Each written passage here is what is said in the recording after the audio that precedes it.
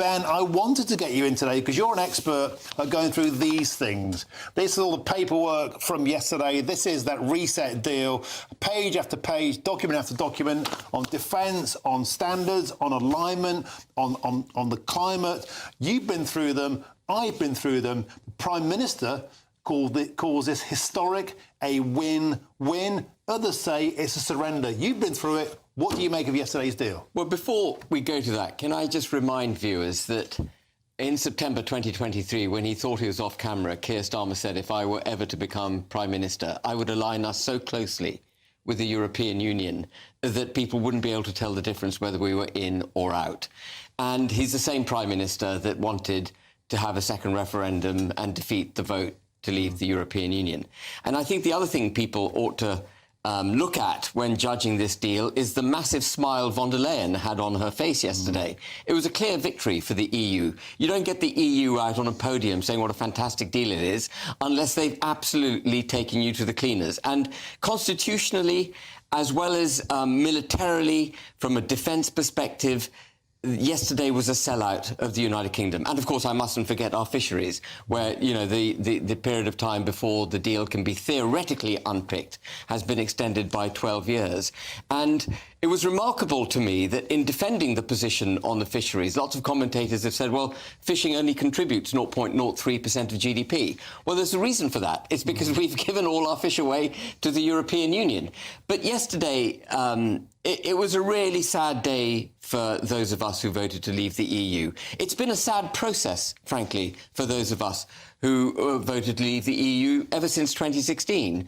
The vote to leave was ignored by Theresa May. She tried to keep us in the single market. That deal was defeated. Boris Johnson promised he'd get Brexit done, but he didn't. And actually this deal, the strategic partnership that they want to set up on defence, was contemplated in the political declaration that Boris Johnson signed back in 2019. It didn't actually then come out in the trade and cooperation agreement, but it was very much in his mind in 2019, which is effectively the United Kingdom contributing to the European Defence Fund, so that's paying money in to a defence project for the research and development of military weaponry on an interoperable basis. Now, that's the crucial word, interoperable. So when they say we will be an independent country with our own military able to combat on our own terms, that's not true, because when this comes into fruition, we will be inextricably linked and meshed in the EU framework for defence. We won't be able to operate our weaponry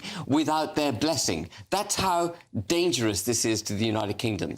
So Keir Starmer would counter that, of course, it makes sense to be strategically aligned to our nearest partners, especially with Vladimir Putin on the rampage. What would you say to that? Strategically, he would say it makes sense. I completely disagree. The European Union isn't about the promotion of independent militaries of member states across Europe coming together to cooperate. It's about bringing it all together into one body of one military force under Brussels' direction. And we are, and we mustn't forget this, no matter how hollowed out our military is, it is the best military in Europe by miles. It's them who should be paying us to come in. But in perfect British government style, we've managed to give away the baby and we've paid for the privilege of giving it away. It's absolutely absurd.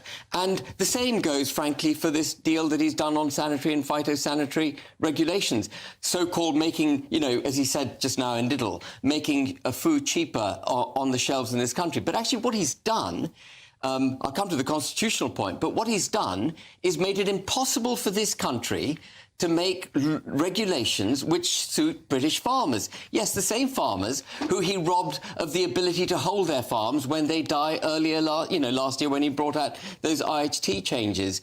The farming industry's been thrown under a bus by the sanitary and phytosanitary alignment with the European Union.